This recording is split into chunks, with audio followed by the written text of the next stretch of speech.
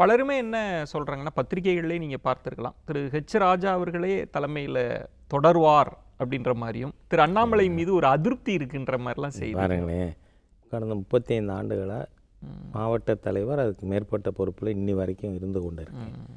எனக்கு எப்போதுமே கட்சியில் பொறுப்புங்கிறதே வேலை செய்ய வாய்ப்பு அப்படிதான் பார்ப்பீங்க. அவ்வளவுதான். அதனால் இப்போ இந்த பொறுப்பு கொடுத்துருக்காங்க, இதை நம்ம செஞ்சுன்றோம்.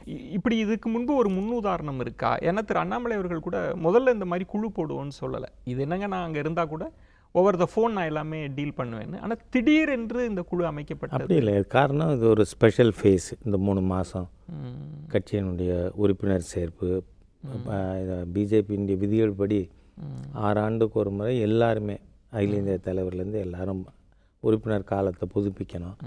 அதுக்கப்புறம் கிளை தேர்தல், ஒன்றிய தேர்தல், மாவட்ட தேர்தல், இப்படி இது அமைப்பினுடைய தேர்தலுக்கான தயாரிப்பு காலம். அதனால் இந்த காலத்தில் தினந்தோறும் நாம் இங்கே முடிவுகள் எடுக்க வேண்டிய ஒரு சூழ்நிலை இருக்குது.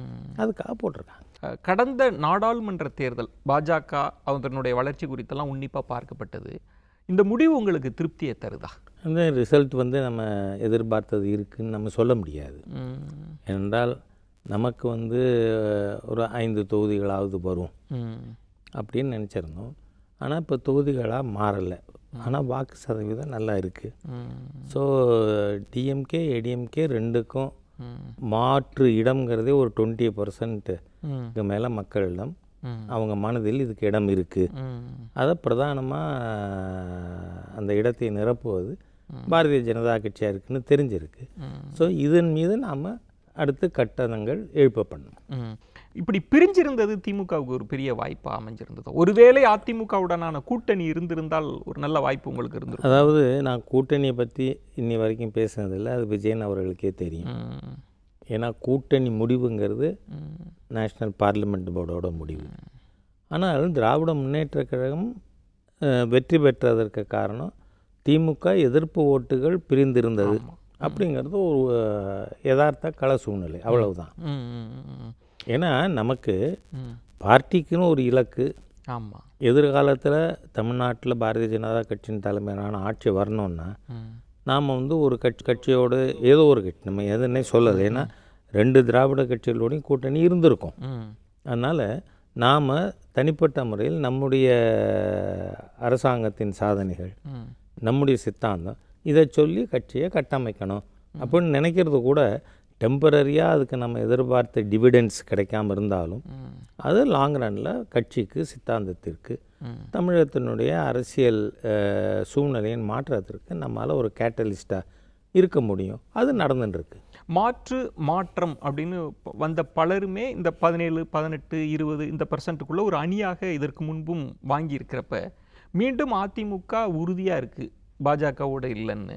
பாஜகவுலையும் உறுதியாக அதிமுகவோட இல்லை அப்படின்னா மீண்டும் பிரிஞ்சு தான் நிற்க போகிறீங்கன்னா 26ம் அது திமுகவுக்கு சாதமாக இருக்கா? இல்லை, நான் சொல்ல வர்றது என்னென்னா, ஏடிஎம்கேயோட இந்த மாதிரியான கண்டினியூடு இது.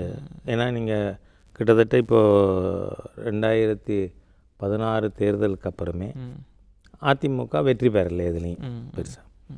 ஸோ மக்கள் முடிவெடுக்கலாம் இல்லையா? ஏன்னா தமிழ்நாடு எப்போவுமே நான் டிஎம்கே சென்ட்ரிங்னு கூட சொல்ல மாட்டேன், கருணாநிதி சென்ட்ரிக். ஒன்று அவருடைய ஆதரவாளர்கள், இல்லை அவருக்கு எதிர்ப்பாளர்கள், இப்படியாகவே இருந்திருக்கு. அப்போது இந்த டிஎம்கேக்கு இன்றைக்கி அவர் களத்தில் இல்லை, அதனால் நம்ம திமுகன்னு எடுத்துப்போம்.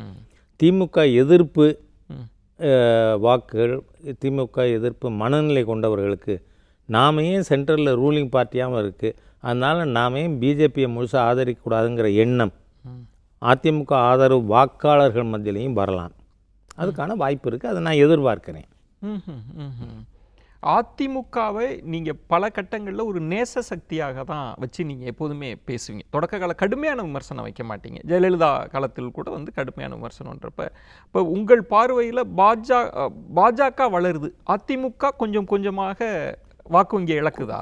வாக்கு வங்கி இழக்கிறதுங்கிறது மட்டும் இல்லை, இதனால் அதிமுக ஆதரவு வாக்காளர்கள், நான் கட்சியினுடைய நிர்வாகி தலைவர்கள் பற்றி பேசலை, அதிமுக ஆதரவு வாக்காளர்கள் மனநிலையில் ப்ரோ பிஜேபி மைண்ட் செட் உருவாகி கொண்டிருப்பது நமக்கு களத்தில் தெரியுது.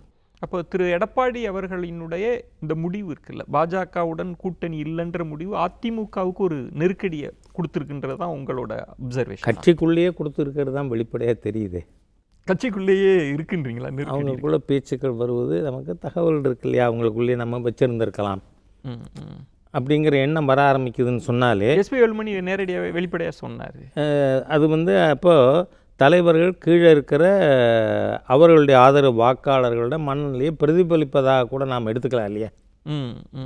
அப்போ மாற்றங்கள் வருவது, மாற்றங்கள் மக்கள் மத்தியிலேயே வந்து கொண்டிருக்கு. ஏன்னா இல்லை, நான் சொல்லுவது அணியாவும் நீங்கள் கூட்டணியை பற்றி கமிட்டே ஒரு நாளும் பண்ண மாட்டேங்க, இருந்தாலும் ஒரு கூட்டணிக்கும் வாய்ப்பு இருக்குது, அதை ரூல்ட் அவுட் பண்ண இல்லை. நான் கூட்டணி பற்றி சொல்லவே மாட்டேன். ஏன்னா என்னை பொறுத்தவரை I am disciplined soldier of the party. இதுவரை கூட்டணி முடிவுகள் கூட தமிழ்நாடு பாரதிய ஜனதா கட்சி எடுத்த முடிவுன்னு இல்லை, ஆல் இண்டியா முடிவு எடுத்தாங்க, சொன்னாங்க, இதை செய்ய நாங்கள் செஞ்சோம். அதே மாதிரி தான் இப்பவும் இருக்கும். ஆல் இண்டியா முடிவு தான் அதிமுகவுடன் வேண்டாம் எப்பவுமே அதாவது நம்ம கருத்தை ஆல் இண்டியாவுக்கு சொல்கிறோம். இறுதி முடிவு யார் எடுக்கிறாங்க? நேஷனல் பார்ட்டி தான் எடுக்கும்.